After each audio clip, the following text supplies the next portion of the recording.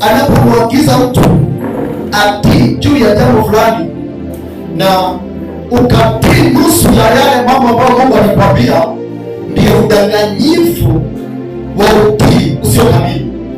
Bwana Yesu asifiwe. Kwa mfano, Mungu anaweza kutuma hapa kanisani akakwambia ukifika katika kanisa hakikisha umeosha haya madhabahu, hakikisha umepanguza hizi viti, hakikisha umeosha hili kanisa. Bwana Yesu asifiwe.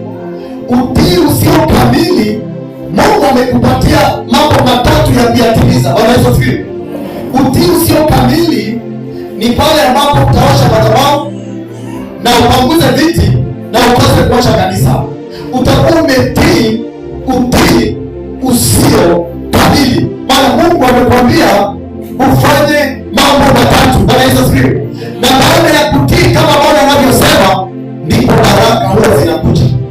Watu wengi wamekosa baraka kwa sababu ya utii usio kamili. Bwana Yesu asifiwe. Tutasoma, utakuwa unasoma pamoja nami, imeandikwa. Yesu anatufundisha kwamba udanganyifu utakuwa ishara kuu ya kuja kwake kwa pili. Mathayo 24 na ule mstari wa 5. Njia kuu ya udanganyifu kati ya waumini leo ni utii usio kamili. Wacha tuangazie maswali kadha ya kimsingi kuhusu utii usio kamili na kisha tupate suluhisho. Bwana Yesu asifiwe. Ukiangalia hicho kitabu cha Mathayo 24 na ule mstari wa 5, utaona Yesu akisema, wengi watakuja kwa jina langu, wengine watakuja waseme mimi ni Kristo, wengine watakuja waseme mimi ni Mungu. Mambo haya tumeyashuhudia. Bwana Yesu asifiwe. Ni uongo. Bwana asifiwe. Kuja kwa Yesu, ishara kuu ya kuonyesha Yesu yuko karibu kuja ni utii usio kamili. Na makosa ambayo Wakristo wengi wanafanya leo ni utii usio kamili. Bwana Yesu asifiwe.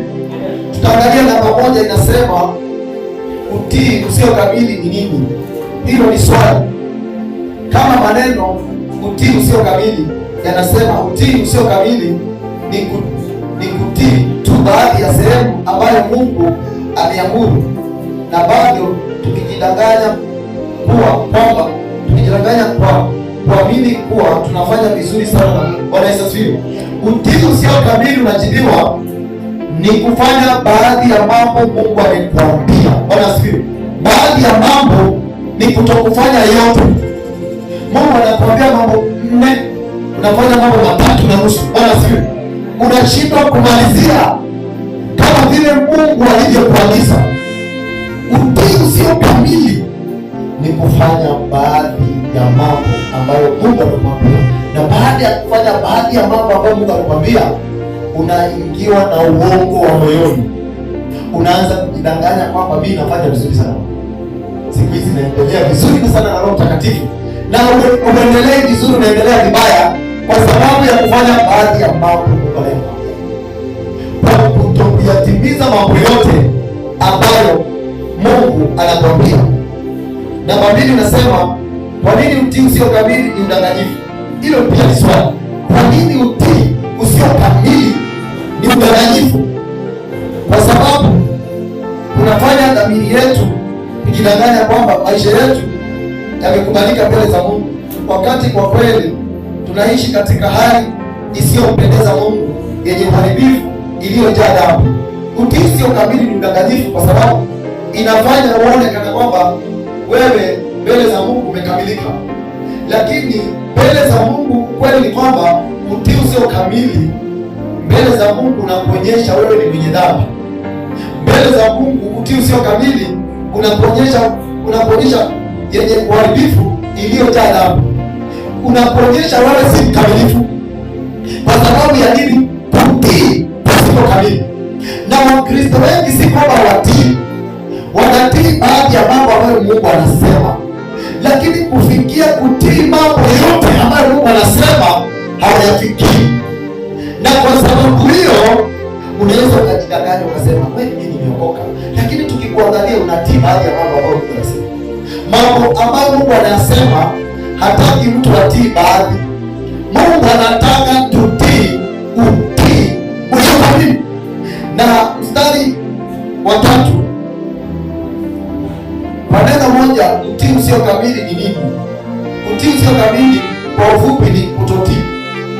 Utii usio kamili kwa ufupi tu ni hautii. Kama ukiambiwa mambo matano unafanya mambo matatu, mambo mawili unaacha, mambo mawili hautii, wewe si mtiifu. Mbele za Mungu unaonekana wewe hujatii, kwa sababu mambo unayotii nusu mbele za Mungu hayapokelewi. Mungu hawezi kukufurahia na unatii mambo nusu. Bwana sifiwe. Mungu anataka yale mambo anayotuambia kupitia neno lake, kupitia sauti yake, kupitia maono, yale mambo anayotuagiza tuyafanye, tuyafanye kama anavyotuagiza. Tutii utii ulio kamili. Maana ukitii baadhi ya mambo mbele za Mungu unatafsiriwa wewe sio utii. Bwana Yesu asifiwe. Mbele za Mungu unaonekana mtu asiyetii kabisa, kwa sababu ya kutii baada ya mambo Mungu anayosema. Kwa hiyo Mungu hataki utii baada ya mambo. Mungu anataka utii mambo yote mbele za Mungu, kama tunavyoona baadaye kutoka mbele za Mungu, kama tunavyoona baadaye kutoka kwa maisha ya Sauli, Samueli 15 na ule mstari wa 3. Bwana Yesu asifiwe. Tuangalie hiyo Samueli 15 na ule mstari wa 3. Tuone Mungu alichomwambia Sauli. Samueli 15 mstari wa 3. Tuone kile ambacho Mungu alimwambia Sauli na kile ambacho Sauli alifanya. Bwana Yesu asifiwe. Nitasoma mstari wa 3. Basi sasa enenda ukawapige Amaleki na kuviharibu kabisa vitu vyote walivyo navyo, wala usiwaachilie, bali waueni wanaume na mwanamke, mtoto naye anyonyaye, ng'ombe na kondoo, ngamia na punda. Bwana Yesu asifiwe. Tunaona hapa Mungu amepatia nabii Samueli maagizo, na haya maagizo anayepaswa kutekeleza haya maagizo sio Samueli, ni Sauli. Maana Sauli ndiye Mungu amempata kwa mfalme wa Israeli. Bwana Yesu asifiwe. Na tunaona mtumishi wa Mungu nabii Samueli alipeleka maagizo kama Mungu alivyompatia. Bwana Yesu asifiwe.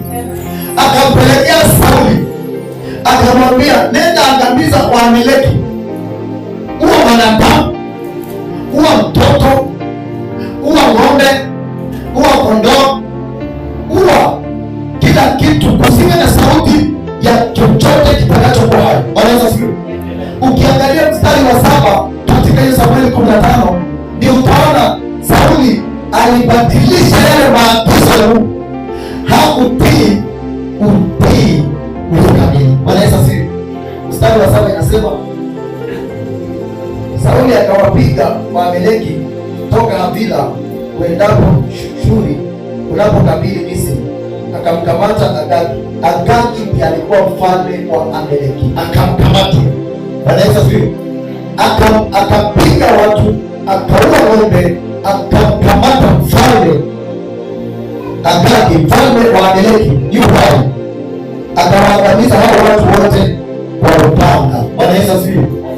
Biblia inasema katika mstari wa 9, lakini Sauli na watu wake wakamwacha Agagi hai, na katika kondoo walio wazuri na ng'ombe na vinono na wanakondoo na chochote kilichochema, wala hawakukubali kuangamiza, bali chochote kilicho baya na kibovu ndicho walichokiangamiza. Bwana Yesu asifiwe. Sauli kwa sehemu ametii, lakini hajatii utii ulio kamili. Nataka upate kuelewa udanganyifu wa utii usio kamili. Bwana Yesu asifiwe. Sauli ameambiwa angamize kila kilicho hai. Cha kushangaza, Sauli ameacha kiongozi wao, ameacha mfalme, ameua watu wote, ameua wakina mama, ameua wazee, ameua vijana, mpaka mtoto anyonyaye. Sauli amefanikiwa kuua, lakini ameacha mfalme, ameacha kondoo walio wazuri, ameacha kuwapa walio wazuri. Kwa shauri la tutamtolea Mungu sadaka. Bwana Yesu asifiwe. Sadaka ambayo Mungu hajaiagiza ni dhambi. Bwana Yesu asifiwe. Biblia inasema wakati ambao amemwacha mfalme hai akaacha kondoo walio wazuri, hasira ya Mungu ikawaka juu ya Sauli, na hapo ndipo kulikuwa na mwanzo wa Mungu kumwacha Sauli. Kwa nini? Ametii utii usio. Japokuwa amefanya jambo kubwa, jambo dogo limemshinda, anakuwa disqualified kwa mfalme. Bwana Yesu asifiwe. Na mstari wa hili unasema Mungu anataka utii wa aina gani? Hilo ni swali. Biblia inafundisha kwamba Mungu anatuita kwa utii wa 100%. Unasema subiri kidogo, hakuna mtu isipokuwa Yesu aliwahi kutii 100%. Watu wanapokataa kutii 100% kama Mungu anataka, wanakuaga na visababu. Nani anaweza kutii Mungu 100%? Sisi ni wanadamu. Wanaweza sivyo? Mungu anasema anataka kutii 100%. Nayo roho yako inakwambia mimi ni mwanadamu. Isipokuwa Yesu, na Yesu alikuwa Mungu, ndiye aliweza kutii 100%. Isipokuwa Yesu na Yesu alikuwa Mungu, ndiye aliweza kukaa katika utakatifu. Ni nani mwingine anaweza kukaa katika utakatifu? Ni Mungu. Naye Mungu anasema nataka utii 100%. Mungu anataka tutii 100% ya wakati. Je, unasema kwamba Mungu anataka tutii kabisa? Hivyo ndiyo kweli kabisa. Wewe ukajibu, lakini sijawahi kuipima. Je, unafikiria kwa sababu haujafikia kiwango cha utakatifu cha Mungu kwamba Mungu atashusha kiwango chake? Kiwango cha utakatifu cha Mungu hakijawahi kubadilika, na Mungu bado anahitaji kutii kamili kutoka kwetu. Mungu hawezi kushusha viwango vyake vya utakatifu. Maana Mungu atakaposhusha viwango vyake vya utakatifu, mpango wa wokovu umeharibika. Bwana asifiwe. Na ndiposa Mungu anataka utii ulio kamili. Hawezi kusema eti wewe ni mchanga kiroho, sasa usitii baadhi ya sheria zingine. Bwana asifiwe. Mungu anataka utii ulio kamili. Kuna jambo nataka tulisikilize hapa juu ya kutii ulio kamili. Bwana asifiwe. Je, ikiwa mtoto wako angelikujia na kukuuliza, baba, je, unatarajia mimi kukutii kila wakati? Mtoto wako amekuja akakuuliza, baba, wewe unatarajia mimi kutii kila wakati ama nikutii kwa kila jambo? Mtoto wako akuulize swali, akuulize, mama, unafikiri ama unatarajia mimi niwe nakutii kwa kila kitu? Bwana asifiwe. Na mwandishi hapa anasema unajibu ndio, natarajia unitii wakati wote. Hii ni majibu ya baba, anajibu, lakini siwezi kufanya hivyo. Mtoto anamjibu baba yake, ama baba yake anamwambia mimi siwezi kufanya hivyo, siwezi kuwa na kutii kwa kila kitu ananiambia. Bwana asifiwe. Mtoto anamjibu baba yake, siwezi kuwa na kutii kwa kila kitu unachoniambia, siwezi kamwe kufikia hicho kiwango. Kisha anauliza, kwa nini usiniruhusu kutii 75%? Mtoto anauliza mzazi, kwa nini usiniruhusu ni kutii 75%? 25% iwe naweza fanya vile nataka. Bwana Yesu asifiwe. Lakini 75% ukiniambia tafanya hivyo, hizi 25% zinabaki zangu za kutokutii. Inawezekana?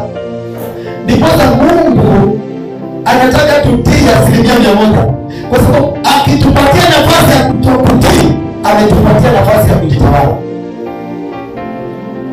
Na baba yake anasema, kisha ukafikiria juu yake kusema, kweli kiwango changu ni cha juu. Mzazi anaenda anafikiria, anasema moyoni, kile kiwango mtoto amenipatia ni cha juu sana, 75%.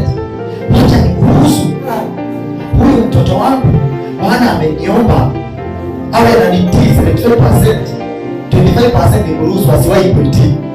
Baba anafikiria, anamruhusu mtoto. Takuja kuona madhara baadaye ya kutokutii 100%. Bwana Yesu asifiwe. Tusikilize kisa hichi. Lakini yeye hafanyi hivyo. Kwa hivyo tarudia kidogo, kiwango changu ni cha juu, mimi natarajia anitii kwa 100%, lakini yeye hafanyi hivyo. Kwa hivyo nadhani nitashusha kiwango changu. Unajiambia, nitashusha kiwango changu kwa mtoto wangu. Hivyo kuna mambo mtoto wangu akifanya, nimemruhusu asiwe anitii. Hata nikimwambia kosa kufanya, sitajisikia vibaya, kwa sababu mimi nimemruhusu 25% asinitii. Bwana Yesu asifiwe. Kumbuka huyu ni mtoto wako. Kumbuka huyo mtoto, Biblia inasema mtoto anapaswa kutii mzazi katika kila jambo. Lakini mtoto anakuja kwa mzazi, anataka mzazi ashushe viwango vyake vya utii kwake. Bwana asifiwe. Biblia inasema nini? Unasema sawa, unitii 75% ya wakati. Huyu mzazi alifika mahali kwa huyu mtoto kumsumbua, akamruhusu unitii 75% peke yake. 25% usitii. Ngoja uone mtoto akapata nafasi ya kujitawala. Bwana Yesu asifiwe. Kwa sababu hata ukimwekea sheria ukamwambia hapa kwangu watu wanaingiaga saa 1, atakuja saa 5, ukimuuliza anamwambia kumbuka mama uliniambia 25% usikutii. Hizo 25% nimeanza leo kutokutii. Bwana asifiwe.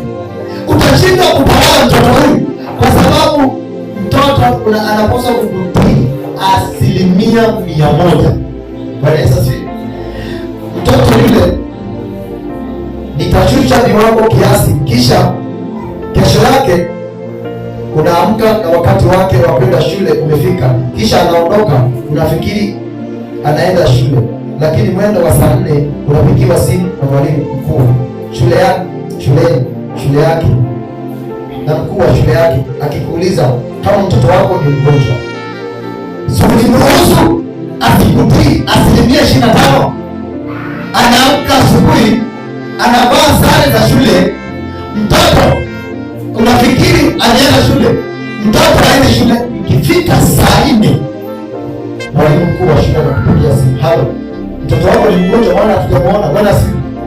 Kumbuka siku zile zingine alikuwa anaenda shuleni kwa sababu alikuwa hujamruhusu asikutii, lakini tangu ulipomruhusu ukamwambia ninakuruhusu usinitii 100%, sasa anapata nafasi ya kujitawala. Bwana Yesu asifiwe. Tuendelee kusikia mtoto na mzazi. Biblia inasema kwamba unamjibu mtoto sio mgonjwa hata yuko shuleni kwa masomo, lakini mwalimu anakushangaza kwa kukuambia mtoto hayupo shuleni, ndiposa alitaka kujua kama ni mgonjwa. Mwalimu anakuambia mtoto wako hayuko shuleni, ndiposa nikupigia simu nikuulize mtoto wako yuko wapi. Bwana Yesu asifiwe. Unapanda na hamaki na kuingia kwenye gari ili kutafuta aliko. Unapitia njia iliyoko karibu na bustani, kisha unampata ameketi sehemu ya burudani anakunywa vinywaji huku akijivinjari. Unaingia katika gari. Tunaongea juu ya mzazi huyu na mtoto wake. Mtoto aliposikia mtoto wake shuleni akachukua gari yake, akaingia akapita katika njia ya bustani. Akapata mtoto wake amebeba vinywaji, anasikiza wimbo hapa, anakunywa. Bwana Yesu asifiwe. Akasogea, anamuuliza mbona mtoto hauko shuleni? Mpaka mwalimu ananipigia simu kuniuliza mbona hauko shuleni. Bwana Yesu asifiwe. Mtoto anamjibu mzazi, unatoka nje na kumuuliza kwa nini hauko shuleni, anajibu nimeamua kutokwenda leo. Mtoto anakwambia my dad, nimeamua kutokwenda leo. Bwana sifiwe. Mzazi anauliza mtoto, unasema una viasi? Bwana sifiwe. Anauliza una viasi kutokwenda, umeanza kuviasi, umeanza kuasi sheria yako, umeanza kuasi kanuni zako. Bwana sifiwe. Huyu ni mzazi na mtoto, lakini mtoto anasema, anajibu, najua umesahau baba, uliniambia kwamba nilipaswa kukutii 75% tu ya wakati. Hii ni sehemu ya 25% ya kutotii kwangu nimeanza leo. Ndio vile umeona sijaenda shule. Kumbuka ulivyoniambia. Bwana sifiwe. Uliniambia nikutii 75%. Ikabaki nisikutii 25%. Nimeanza leo kutokutii. Utapiga mtoto? Si wewe ndio umefungua mlango? Ndipo Mungu hawezi kufungua mlango. Mungu hawezi kutufungulia mlango wa kutokutii 100%. Ni mpaka tutakapotii 100%. Unaona, ukishusha kiwango usihitaji 100% ya utii, utakuwa umefungua mlango wa kutotii. Mungu ni mtakatifu na hawezi shirikiana na dhambi. Mungu hajawahi shusha viwango vya utakatifu wake. Mungu bado anataka utii kamili kutoka kwake. Mungu hawezi kushusha viwango vya utakatifu, maana utii ni utakatifu. Hakuna utakatifu nje ya utii, na Mungu akishusha viwango vya utii, inatafsiriwa ameshusha viwango vya utakatifu. Na Mungu hawezi kushusha viwango vya utakatifu. Anahitaji tuwe watakatifu 100%. Anahitaji tuwe watiifu 100%. Na mstari wa 5 inasema, Biblia inaeleza kisa cha kutotii kikamilifu kwa kweli kabisa maisha ya Sauli. Mungu alimwambia Sauli katika Samueli 15 mstari wa 3, aangamize Amaleki pia, uwe kila mwanaume, mwanamke, mtoto mchanga na anyonyaye, ng'ombe, kondoo, ngamia na punda. Lakini Sauli alichagua masharti yake mwenyewe ya kutii. Aliua watu wengi, lakini alimwachilia Agagi kondoo bora, ng'ombe walionona na wanakondoo. Mstari wa 8, kwa hiyo Sauli aliharibu 95% ya kile Mungu alimwamuru. Sikiliza, Sauli aliyeagizwa na Mungu kuangamiza kila mwanadamu katika hiyo nchi ya Amaleki, auwe mfalme, auwe ng'ombe, asiache kitu chochote kile hai. Anaonekana aliharibu 95%. 5% akaacha. Kuacha ile mfalme mmoja hai na kuacha zile ng'ombe, na aliziacha kwa nia ya kutolea msadaka. Lakini kwa sababu Mungu anataka utii ulio kamili. Bwana Yesu asifiwe. Mungu anataka utii ulio kamili. Mungu hakupotea kwa sababu ameharibu kitu kikubwa kuliko alichoacha. Mungu hakupokea utii usio kamili. Alichofanya Mungu, aliachilia juu ya Sauli. Bwana asifiwe. Kumbuka, aliharibu 95%. 5% ndio disqualified asitembee tena. Tuko na Wakristo wengi sana wanafanya mambo ya Mungu afanye kikamilifu. Yale Mungu anayokuambia hauyafanyi kikamilifu, unakuwa kama Sauli. Unafanya kwa sababu unaweza haribu hata 99%, lakini hiyo moja umeiacha, ndio hujatii vile Mungu anasema. Kutii kufanya anachokisema Mungu. Bwana Yesu asifiwe. Anachokisema Mungu na ukakifanya, ndio kutii. 100, katika 100%, Mungu anakuhesabu wewe sio mtii. Baba yake ya yule kijana ndiye alijua alikosea kumruhusu mtoto asitii 70%, 100% atii 75%, wakati hakwenda shule. Bwana Yesu asifiwe. Mstari wa 6, je, Sauli alifikiri utii wake wa sehemu unakubalika na Mungu? Unajua tunafikiriaga kutii kwetu kwa sehemu kana kama Mungu anakubali. Bwana asifiwe. Kama Mungu atakukubali na kile amekuambia, haujatii kikamilifu, umetii kwa sehemu. Unadhani kama hiyo umetii kwa sehemu, unasema nimefanya ile kubwa kuliko ile nimeacha. Hata Sauli alifanya kazi kubwa kuliko ile aliacha, lakini hiyo aliacha ndio unamtafsiri mbele za Mungu, sio mtii. Sauli alifikiri kutii kwake kwa sehemu unakubalika na Mungu. Kwa kweli Sauli alimwambia Samueli, barikiwe na Bwana, nilitekeleza amri ya Bwana. Samueli 15:13 akisema wazi kuwa yeye alikuwa amefanya kila kitu Mungu alimwamuru, ili hali alikuwa ametii tu kwa sehemu ya amri yake. Kisha akajihesabia haki kwa sababu anatoa kwa Mungu vitu ambavyo hakuwa ameharibu. Basi akajihesabia haki na kusema, hizo vitu unazozisikia, hizo kondoo, hizo ng'ombe, nimeziacha nimtolee Mungu sadaka. Swali la kujiuliza, Mungu, kuna mahali Mungu alimwambia Sauli anataka sadaka ya hiyo nchi ya Amaleki? Kuziacha amtolee Mungu sadaka ni akili yake, ni kujiongoza. Bwana Yesu asifiwe. Mtu ambaye anashindwa kutii Mungu kikamilifu ako na roho ya kujiongoza afanye kama anavyoiyo. Na kama Mungu hapokei utii sio kamili, Bwana asifiwe. Utii sio kamili unamfanya mtu kukamilika mbele za Mungu. Mstari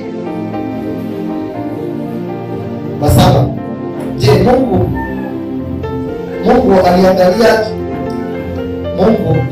aliangaliaje utii wa Sauli kwa sehemu? Mungu alisema kupitia Samueli maneno haya mazito, naye Samueli akasema, je, Bwana uzipenda sadaka za kuteketezwa na dhabihu sawasawa na itii sauti ya Bwana? Ungeitii sauti ya Bwana, alafu baada ya kutii sauti ya Bwana uende katika nchi yako ukatafute sadaka uletee Bwana. Bwana asifiwe. Mungu angeipokea, lakini umetii sauti yake. Mungu usipenda sadaka, lakini pamoja na maana sadaka si kubwa kama kutii Mungu. Sadaka yako si kubwa kama kutii anavyosema Mungu. Anavyosema Mungu ndio ya maana kuliko sadaka ambaye sio maagizo yake. Na akasema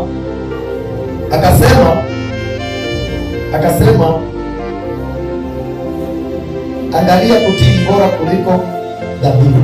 Kutii ni bora kuliko kutoa dhabihu. Kwa hivyo unaweza kuwa ni mtoaji mzuri, lakini ukiangalia katika mambo ya kuwezi mtii. Bwana Yesu asifiwe. Na ukikosekana utii katika mambo ya Mungu, mbele za Mungu unaonekana wewe si mtii. Dhabihu yako kupokelewa na Mungu, na huku mambo ya Mungu hautii mambo ya Mungu. Bwana asifiwe.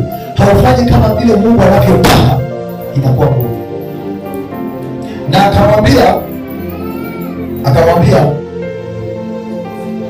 na kusikia ushauri kuliko mafuta ya beberu, kwani kuasi ni kama dhambi ya mchana. Kuasi ni nini? Watu wengi ni waasi, lakini kwa sababu hawajawahi fundishwa maana ya hii neno kuasi, huwa wanaasi na wanakuwa hawajui kama ni waasi. Bwana asifiwe. Kuasi ni kile unajua unapaswa kufanya, alafu ukose kukifanya exactly kama vile unajua. Sauli, dhambi aliyofanya hapa ni dhambi ya uasi. Hii dhambi Sauli amefanya hapa haina tofauti na ile Adamu alifanya, kwa sababu Adamu aliasi Mungu. Kwa nini? alikuwa anajua, na sauti ya Mungu ilisema naye siku nyingi, usikule mti, usikule matunda. Kuasi kwake kulitokana na alikula kwa kitu ambacho aliambiwa asifanye, asile. Huyu aliambiwa akamiza kila kitu katika nchi ya Amaleki. Kuasi kwake kunatokea kwamba hameacha baadhi. Kwa hivyo kuasi ni nini? Kuasi ni kuacha amri ya Mungu unayojua unapaswa kufanya hivi, unafanya vingine. Bwana Yesu asifiwe. Kuna kutii, Mungu anakuambia usifanye na unakosa kufanya, unakuwa umetii kwa sababu unafanya. Na kuna kutii kwingine, Mungu anakuambia fanya. Bwana asifiwe. Unapofanya unakuwa umetii, na usipofanya unakuwa hujatii. Na ukifanya kila Mungu alisema usifanye, unakuwa haujatii. Kuasi ni kama dhambi ya uchawi. Bwana Yesu asifiwe. Hizi dhambi katika ulimwengu wa roho mbele za Mungu zinatafsirika kitu kimoja, zinafanana, zinatoshana, ni kama zinafanana. Mtu ambaye ni mwasi na mchawi ni wanatupwa katika kikapu kimoja.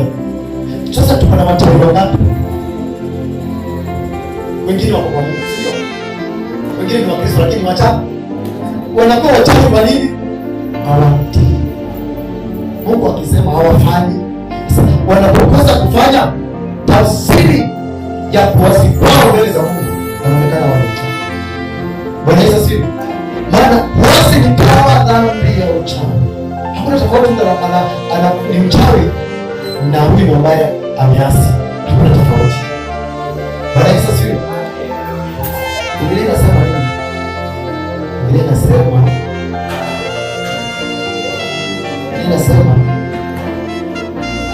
na ukaidi ni kama uovu na kuabudu vinyago. Kuna dhambi nyingine inaitwa dhambi ya ukaidi. Unajua dhambi ya ukaidi, nilijaribu kufanya research. Hii dhambi ya ukaidi inafanya kazi sana. Kwa mfano, nipeane mfano. Kuna ushirika wa kina mama Alhamisi. Bwana asifiwe. Na unasikia umetangazwa kwamba wakina mama wote saa 7 Alhamisi kuna ushirika wa kina mama. Bwana asifiwe. Wakati hilo neno linatangazwa, ile dhambi ya ukaidi inakutoka kwenye moyo. Ukaidi unapita kwa moyo. Hata hauna sababu maalum ya kutokwenda, lakini kwa sababu una ukaidi wa kutotenda, inapita na kwambia utaenda. Na hiyo dhambi imepita, hiyo ukaidi inaleta kitu kinaitwa ugumu wa moyo. Na kwambia hiyo si dhambi ikifika, hata kama una kitu unafanya, kwa sababu wakati ukisikia ile sauti ikisema kuna fellowship kwa kina mama, na hiyo sauti ya ukaidi ikaingia na ukaipatia nafasi, utaenda. Bora ujio nalo, lakini utaenda. Kwa nini? Wakati ilitangazwa kuna sauti ya ukaidi ilipita kwenye moyo, ikasema siingi bila sababu. Lakini hii dhambi ya ukaidi, maana alikosa kutii. Kwa nini? Watu wengi wanakosa kutii kwa nini? Ukaidi. Kwani msipoenda tafadhali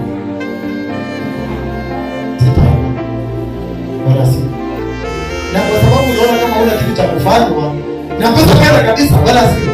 Lakini ulimwengu wa roho unawekewa dhambi ya ukaidi. Maana nafasi ya kufanya ilikuwa nayo, neema ya kufanya ilikuwepo, lakini kwa ukaidi wa moyo na ugumu wa kutokutii, kosa kufanya kwa kiburi.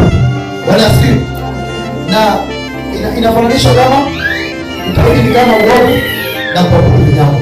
Mtu ambaye sasa ana ukaidi wa kufanya vile Mungu anasema, unafananishwa na wale watu wanaabudu vinyago. Kuna watu wanaabudu hata ng'ombe, wanaabudu vinyago. Kuna wakati Israeli, Haruni aliongoza watu kutengeneza ng'ombe, wakaabudu vinyago. Sasa katika ulimwengu wa roho unaonekana unayemwabudu si unainamiaga vinyago. Unaweza sema mimi naabudu Mungu, lakini ulimwengu wa roho ukiangaliwa unaonekana unaabudu vinyago. Nini nafanya unatoka kuabudu katika line ya kuabudu Mungu mpaka unaingia katika line ya kuabudu vinyago? Utakutii vile Mungu anasema. Kuna kutoa unaenda kuinamia. Unasema mimi ni mcha Mungu. Ulimwengu wa roho ni tofauti na ulimwengu wa damu. Bwana Yesu asifiwe. na mwishowe mtu asiyetii neno hili linatimia katika maisha yake. Kwa kuwa umelikataa neno la Bwana, yeye naye amekukataa wewe. Ufalme ni position. Inaweza kuwa kuna position Mungu amekupatia Bwana sio katika kazi yake. Kwa mfano, position ya kuwa kiongozi wa worship ama kiongozi wa kwaya ama mtumishi. Bwana sio. Na kuna jambo Mungu amekuambia na umekosa kufanya kama Mungu alisema, anakukataa kutoka katika hiyo position. Kwa sababu anamwambia umekataa neno la Bwana, umekataa kutii vile Mungu amekuambia uangamize, umekataa kufanya mambo yako sio vile Mungu anataka. Sasa hiyo kiti tumekufanyia kitu kinaitwa replacement, kitangaliwa na mtu mwingine. Unajua watu wengi wamereplacewa. Unaweza kuwa pastor umereplacewa. Bwana asifiwe. Unaweza kuwa mwimbaji na umereplacewa. Unaweza kuwa wewe ni Mkristo kwa kanisani, ulireplacewa na Mkristo mwingine. Kwa sababu kuna kitu Mungu alikuambia ufanye ukakataa. Na utabaki tu pale, lakini utakuja kujua siku ya mwisho nilireplacewa na fulani ndiye amepewa ile touch ya uzima wa milele ningepewa, ameipokea yeye.